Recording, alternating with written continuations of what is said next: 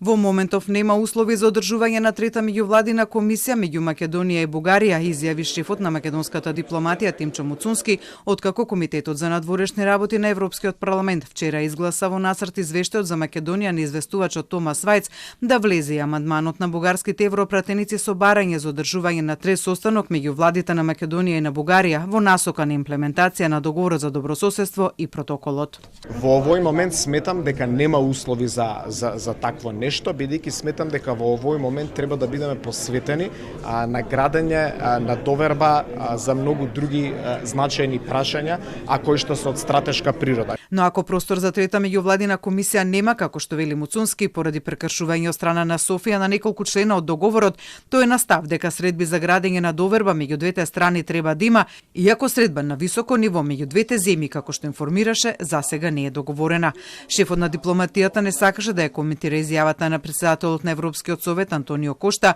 кој за тоа дали на Македонија може да ѝ се дадат гаранции во форма на заклучоци на Европскиот совет, дека во текот на преговорите со Европската унија нема да се отвараат нови билатерални теми за земјава да ги спроведе уставните реформи како што бара владата, тој одговори дека се надева на заклучоци од Советот дека Македонија го спровела договореното од 2022 година. Јас тоа што го чувствувам од највисоките представници на Европската унија е дека има желба за стимулирање на диалог помеѓу двете држави. Очигледно е дека во моментов постои сериозен интерес од страна на земјите членки и на европските институции за раздвижување на политиката за проширување и доколку тој интерес е искрен, секако и за нашиот